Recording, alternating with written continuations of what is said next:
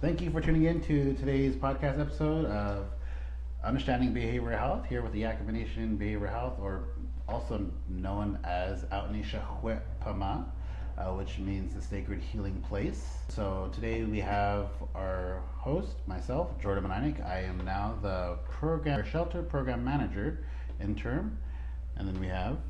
My name is Rachel Gregg. I'm the social marketing communication specialist for Systems of Care Grant. Hello, my name is Bojo Ashu. I am now the lead family care coordinator of Systems of Care. Yeah, so there have been some changes since last time we did a podcast, and so just to kind of give you guys an update of what we do now. Today we have some special guests. We have three different people with us. One of them who you guys actually know him. His name is Jeremy. He is one of our co-hosts slash camera guy, technology IT. He's a all-in-one person, jack of all trades. We're very thankful to have him. Triple threat. He does work on the Native Connections grant, and then we also have two people from the Zero Suicide grant, and I'm going to go ahead and allow them to introduce themselves. We'll start with. Hi, my name is Crystal Brown, and I work for the Zero Suicide Grant as the program director. Hi, my name is Talia Cardin, and I'm the peer support specialist under Zero Suicide. And my name is Jeremy. I work for the Native Connections grant. Happy to be here today. I'm looking forward to the subject that we're going to be talking about. Let's go ahead and get started. First off, so March is Self-Injury Awareness Month. That's what we'll be discussing in today's podcast. And we want to open up with a little bit of a disclaimer. And so I'll go ahead and pull that up here on the screen. So for our disclaimer, we want to, of course, mention that we'll be talking about Self-Injury Awareness Month. And what we want to say first off is that we are not counselors, and we're not necessarily like professionals on or experts on this subject. Our goal here with the podcast is to open up discussion on this subject. So we're not counselors, and please reach out to any professionals in mental health to help guide you if you or someone you know is suffering from self-injury. We also have some resources. There are some phone numbers that you can call. There's the Yakama DCR crisis number. We also have the National Suicide Hotline. The easiest one to remember is 988. And if you want to talk specifically to a Native representative, you dial 988 and then press 4. There's also a text line, 741-741, so you can text that if you would prefer to text rather than call. And then, of course, lastly here we have Yakama Nation Behavioral Health. We are also available to you as a resource. You can call 509-865-5121, that's the agency's line, and then dial extension 7633. So we'll go ahead and move forward to the subject of our discussion. One thing that we already mentioned was that suicide, this month of March is Suicide Awareness Month, and just to let the community know too, is each month we're going to be bringing awareness to something. So like last month, February was teen dating violence, so we kind of went into the tribal school and we kind of did some teen dating awareness violence talking, and with the kids we talked about like healthy boundaries, what that looks like emotionally, physically, digitally. And so these guys here, they're going to be helping us bring awareness to our community and surrounding areas. And so there's certain hashtags I believe that were picked out. So if you guys want to post something about self-harm education wise, don't forget to use the hashtags, and that kind of brings enlightenment on Facebook, Instagram, Twitter, and other social medias like that. So each month we're going to do a different awareness, so just to let the community know. So once again, I'll go ahead. So actually, this is self-injury awareness. Oh, self-injury. Mm-hmm. Oh, thank you. So it's still identified as self-harm, but it's different than the self-harm of suicide. But I'll let Talia talk to the definition of what self-injury is. Mm-hmm. Yeah, let's go ahead and define what self-injury is. Talia has a paper here that she created. So self-injury is also known as self-harm. It's just a symptom of extreme emotional distress. So whenever someone's feeling that extreme emotional distress, what they're trying to do is they're just trying to find some outlet on how to deal with that, the emotional part that you're going through. Mhm.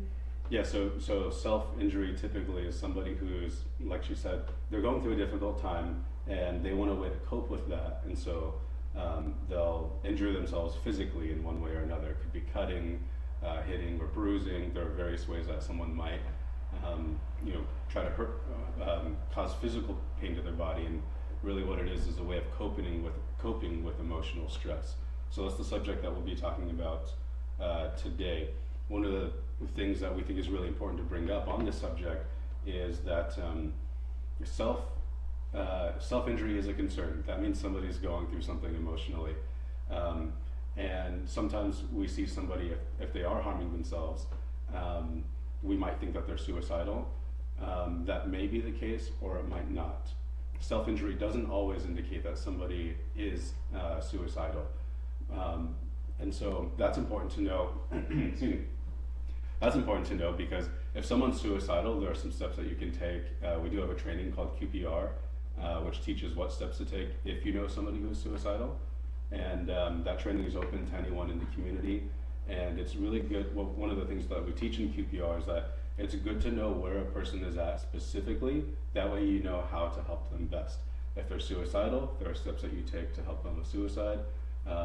If they're going through a difficult time and they are harming themselves physically, there are still things that you can do to help them, but it may be different from how you would help someone who's suicidal.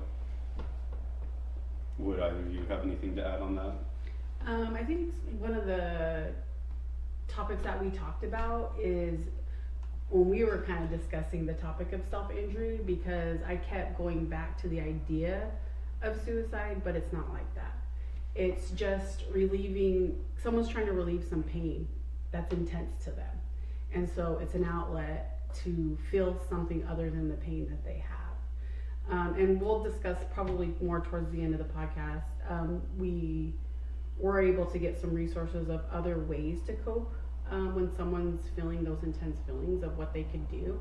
But for the community, all we can offer, what we do as a program, when someone comes in and says, I self-injure myself, is to do a kind of, it's called lethal means, but we can also use that lethal mean idea and take away maybe if it's cutting, okay, so what can we do to help you keep safe, and they can talk to a counselor about how can we keep you safe if it's cutting, can we put the knives away, can we let someone in your house know that, hey, I'm going through this intense pain, do you trust someone, and at any time, could we take these instruments away from you, so you could feel, or is there someone you could talk to when you're feeling those intense pains?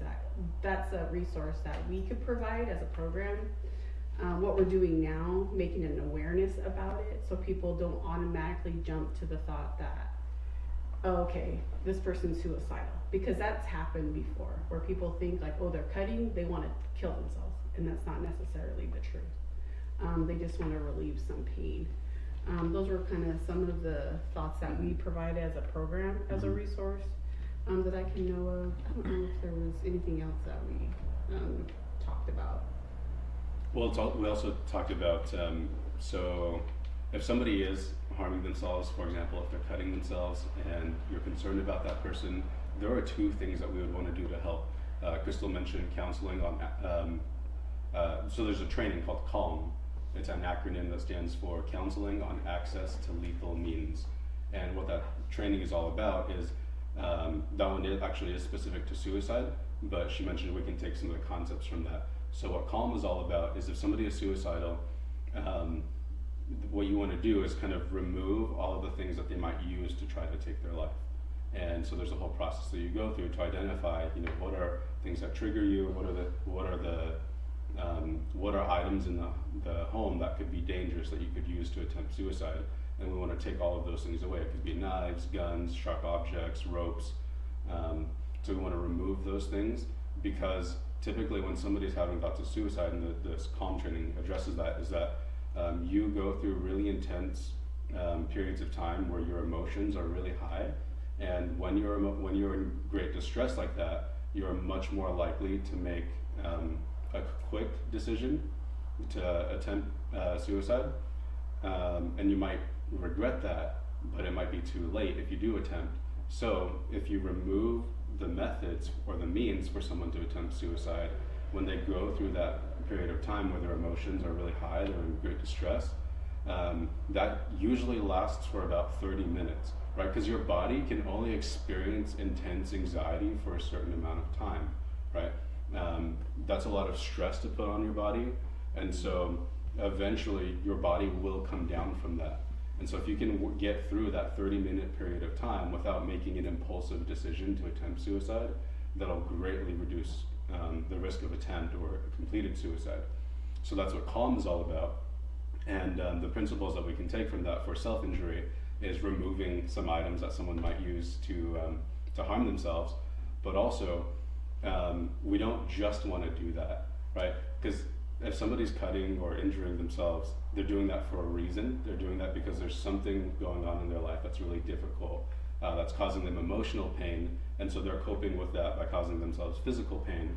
So we don't want to just take away items that they could use to harm themselves. We also want to work to address the things that are going on in their lives that are causing the pain.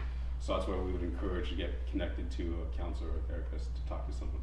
Another topic that was coming up when we were talking about this topic, because we're like self-injury. What could we teach ourselves about self-injury? And one of the topics was, I went to Dick's the other day, and our cash register, she had cuts all along her arm, and she had short sleeve, everything. And I was like, I really want, because I'm a curious person and I like to ask people questions. And I really wanted to be like, are you okay? You know, I see, you know, because she was visibly just showing them and she didn't have shame. And so we came into the topic of like, do people do it for attention? And then we looked through our facts and myths, and we're like, oh, that's a myth. People don't do it for attention, it's real, you know, and to take it serious. Because I found myself kind of going down that road. Because I was like, why would she just show it? You know, why would, Do you feel like her verifying that she was a cutter, that it was her in recovery? Ooh.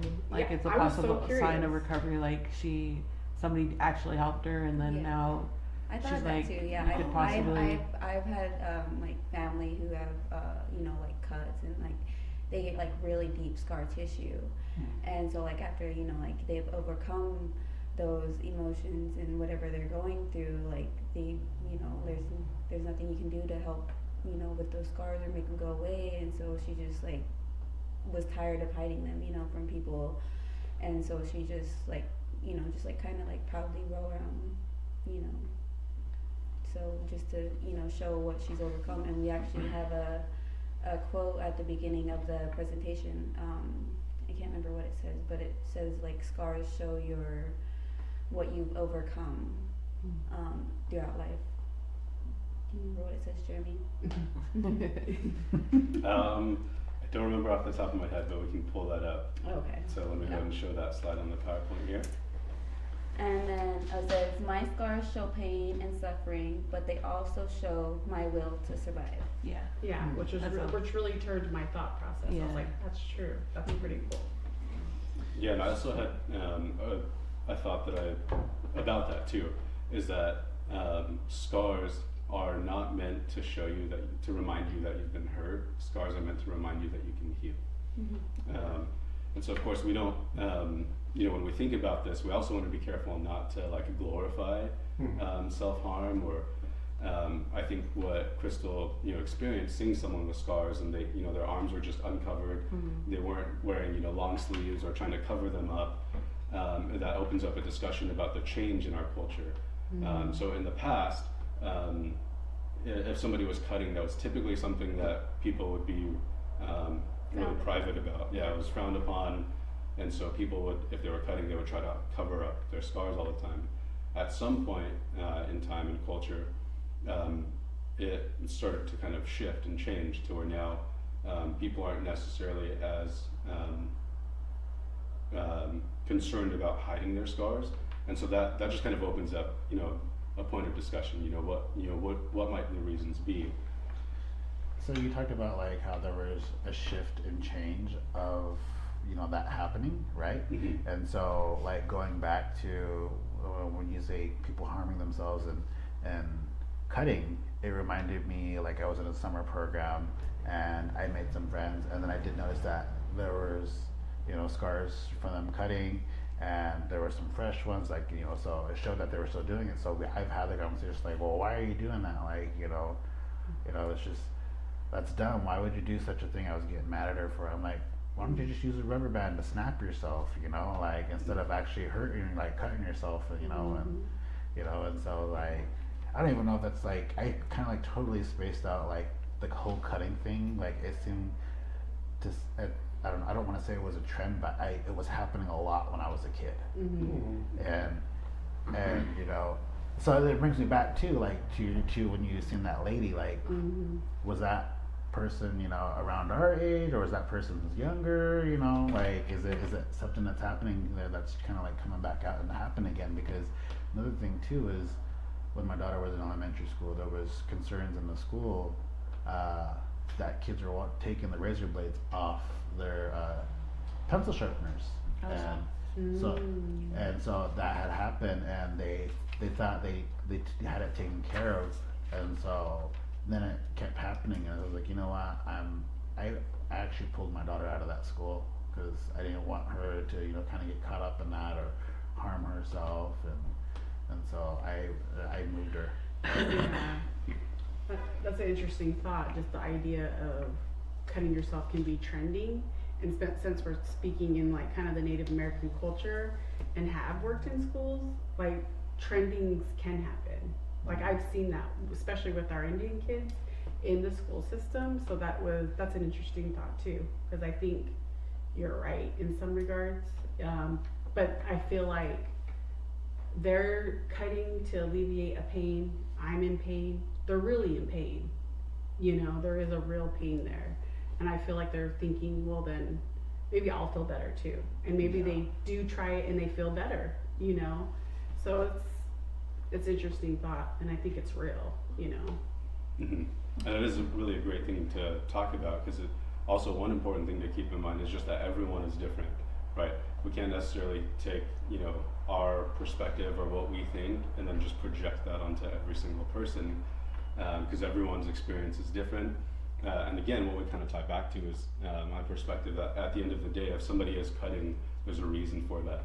So we want to get that person connected to someone like a counselor who can work with them to identify, what's going on, how can we work through that, which also, we kind of talked about this in QPR.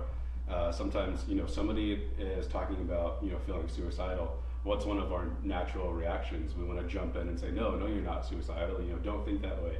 You have a great life, or you have family, you have people who care about you, I care about you.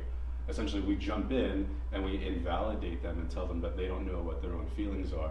And so that shuts them down. And rather than taking them out of suicidal thoughts, what that does is communicates to them that they can't talk to us about that subject, because they know that we won't listen to them. And so That kind of feels, I feel like, matches what he's saying. Maybe that young person is capable of relating to another young person. That young person seeing that there's cutting, that they just feel comfort, and maybe that other young person that's not cutting could possibly say something for them in regards to like, hey, this is what I saw, or hey, why do you do that? And it's a kind of, I want to say, us as adults don't allow our kids to speak up to us in regards to what's going on in their life, because they don't feel comfortable, or they don't feel safe, or the individual that they're living with isn't safe. There's a reason why they're cutting, they're hurting, they're in some kind of pain that's in their community. And then so when they go to school and they justify that that's what they're doing, they want, maybe that's a cry for help for themselves. We don't know.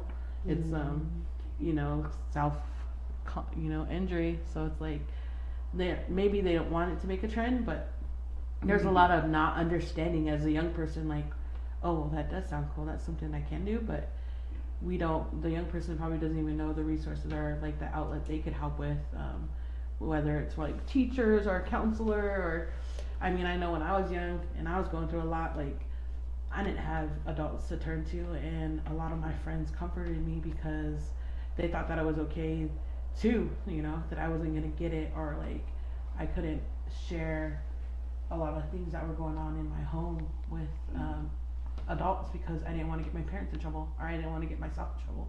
Mhm. So like what you're saying just makes sense of like young people will relate with each other, whether, you know, there's something that they're not saying. They're just like, you know, yeah, I am doing this, or I don't know. It's a heavy topic. It's just like something that you want to, you know, go and tell other young people what you're doing in regards to having to see who could be helpful and putting you in a safe position. I think. I don't know. That's good. And that's a heavy topic in regards to self injury, and I know that when I've seen it as an adult, it's not easy to address it to a young person that's doing it, and they'll lie to you, you know, because they either feel ashamed or they feel like they're not supposed to be doing it. That's something they're not supposed to do. So I was just asking like soft questions like, "What happened to your arm?" And it's either, I burned myself with a curling iron or a flat iron, and I'm like, how you burn yourself with a flat iron like that? And in my head, I'm saying this because I don't want to scare them away. It was just like, okay, like, are you okay? Did you clean it off? Did you make sure that it doesn't get infected? Yeah, I did this and that. And then it goes on from there. It went on to like, well, what's up? How you been? Well, how was your day today? Just simple conversation. And I ended up giving him a hug and telling him like I love him, and I'm here for you no matter what. My phone number. I'm a hop, skip, and a jump. If you can't get a hold of me, you can get a hold. And I hate it that I put a lot of weight on my son sometimes. Like, you could get a hold of Ocean. Ocean would be like, sorry, but yeah. And I don't know. It's just like for young people, we put a lot of weight on them, and they don't have the proper information for themselves. And I feel like that's a way we could turn in regards to young people being able to reach young people and them having the same knowledge for each other rather than adults, because as adults we don't always know. We're here right now while they're at work or at school, and we're at work, so that's 8 hours out of our day that we don't get to see our kids, and they get to see each other. It's true. Yeah. There's what you're saying is bringing to mind a campaign that's on the suicide side, which is 10 minutes could save a life, but really 10 minutes could open someone's mind or heart to why someone's cutting. 10 minutes could save somebody if you're taking the time to care. Like you opening that conversation with that teenager is letting them know, like, she's asking me, and does she care about that? Like someone's caring about me or even noticing it. So I think bringing awareness to self-injury, yes, young people, please talk to each other. Bring someone to care. Please take the time to talk to your friend. Or even if they're not your friend and you just happen to see someone, take the time to have a conversation with that person or young person or classmate or peer. I think it's one of the things that I learned was like being aware of the people that are around you and like how they're feeling. And so I get more observant and more like, okay, like that's new, so what's going on there? Or like, I think being in that sense of like, because you were talking about how can we help somebody, and then when we see it happening, and there's obviously they're giving off something in order for us to see it. It's like they're giving off a sense of like, I need help, or I'm uncomfortable with you, or I feel comfortable with you and I'm willing to show you. Like, those are one of the things that I notice, like when it's not healthy and a healthy habit. Like you could see a basketball player play great no matter what, but when somebody's not as active as a basketball player and they're not athletic, they're more literal, they like to read books, they like to do art, do you take knowledge of that? Do you take knowledge of their mood when they're doing that? And that's kind of what it was like her mood's different, like her energy's off, or like, just something like that in the young person. So I was just like, yeah, that makes more sense. So, and I really like the approach that you shared, because what I like about that, Rachel, is that you start out by asking a question, like you acknowledge that you see someone, right? If you see some sort of a scar or injury, you're acknowledging that by saying, oh, what happened? Are you okay? So you're acknowledging it, and then you're also showing that you're concerned. Are you okay? And then when they tell you, you know, whatever it is, they tell you how that happened, rather than rushing to judgment and saying, oh no, are you hurting yourself? No, you follow that up by asking another question that shows that you care about them. You know, did you take care of it? Did you, so you're showing that you're listening to them, and also that you're concerned for them. You know, did you clean it? Did you use ointment or antiseptic? And then switching into, hey, how are you doing? Just in general, right? How are you doing? How's your day? And because the idea there is that you're building a relationship. What's great is that at the end of the day, all of us, if we see someone hurting, we don't want that to happen. If somebody has scars or injuries, that's a physical sign that they're hurting, and we connect with that and we sympathize with that. So we don't want someone to be hurting. That's kind of our goal at the end of the day. Right. And so the question is, how do we get there? Right. And we can frame that by, rather than how do we get the person to stop harming themselves or injuring themselves, if we think about what can we do to help this person be healthy and happy. Very I true. like that. And then also that actually really leads really well into something you mentioned earlier too, Jordan, about you had suggested an alternative method of coping, right? Because again, the goal is not, we don't just want to take away the person's coping skills, because if a person has reached a point where they feel like the only thing that they can do is hurt themselves physically to cope through what they're going through, if we try to tell them not to do that, then what do they have, right? What else are they going to turn to? And so Jordan, like you suggested, there's another alternative. You could put a rubber band on your wrist and flick yourself, which brings up something that I hadn't thought about. And I kind of learned this when I started working here at Behavioral Health, that so self-injury is a really like intense level of coping, and it's because that matches the level of emotion that they're feeling. They're experiencing really intense emotions. So my thoughts before I ever started working here in the mental health field was that, like, if I saw somebody hurting themselves, I would want to tell them, like, oh, just go for a walk, or something like, just talk to someone, or just watch a movie or whatever, do something fun. And the thing is that those forms of coping might not match the level of emotion that they're feeling. So something like a rubber band, that's going to cause a little bit of a sting that might kind of match their level of coping. And again, we're not necessarily therapists or like experts on the subject, Right. but that's why we would encourage people to get connected to some mental health resources. But thinking about what are some healthy alternatives to coping with what you're going through that match the level of emotion that you're experiencing. So earlier you guys had talked about there was a presentation you guys had put together? A Yeah, we're slideshow? kind of talking about it right now. Oh. Yeah, I've been showing the slides. We're doing Oh, a okay. conversation. Okay. then. I'm like, I guess I'm just looking to watch it. I'm like, oh, on that screen right there? Hey. So are there Yeah. any like stats or statistics in regards to age range on self-harm or self-injury? No?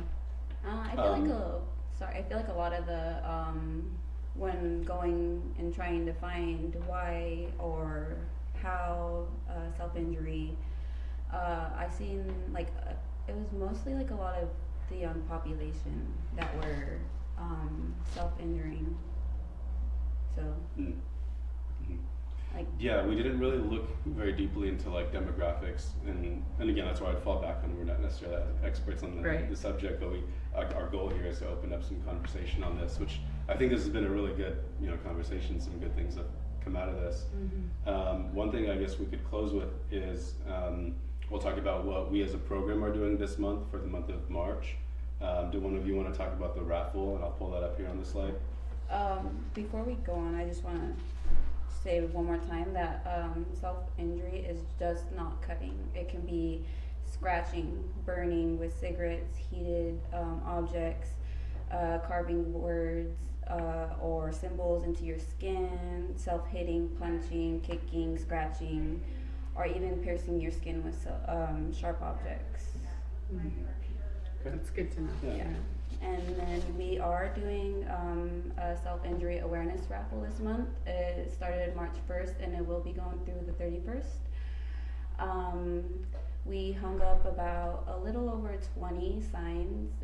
They say because you matter, and it has a QR code to sign up for behavioral health. So we've hung it up. Off the top of my head of what I remember, there's one here at Behavioral Health, a few here at Behavioral Health actually. There's one at Yakama, Carly's Coffee, Tribal Court. There's some in Wapato at the schools. We try to get one at least one school in Wapato, Hera, Toppenish, White Swan.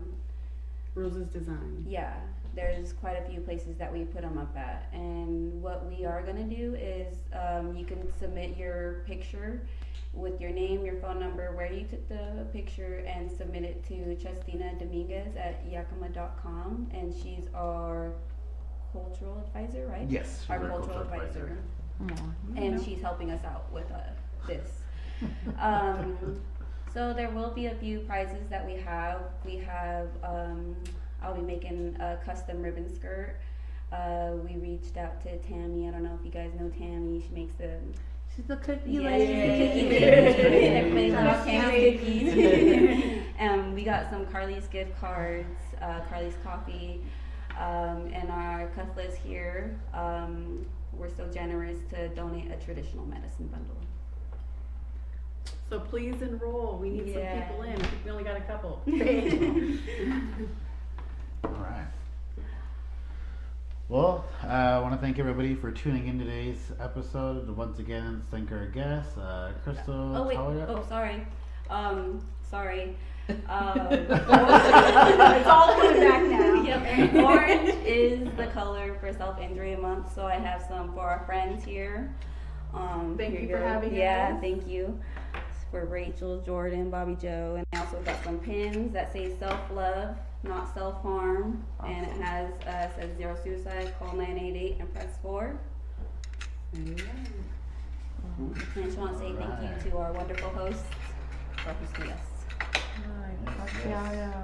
So they look like, if you guys can see, I don't know. I did want to mention at the end, we've talked about a lot of identifying and saying what self-injury is, but we don't have time to get into it. But the website, if you just look up what self-injury means and how to get support, it does talk about alternatives to self-harm. So what can I do if I'm going to stop cutting? What's another coping mechanism that I could do to alleviate that pain? And it gives a whole list of different type of coping mechanisms. Like Jeremy said, one's not gonna fit someone's pain, so they can actually look at all the different coping mechanisms and try them out for themselves. So I just wanted to make that known, that there are resources out there for our young people and anyone who's older, young adults too. Oh, let's try this again. Thank you everybody for tuning in. Wait, For tuning in for today's episode of our podcast, Understanding Behavioral Health. We look forward to coming back and giving us more information about our next awareness.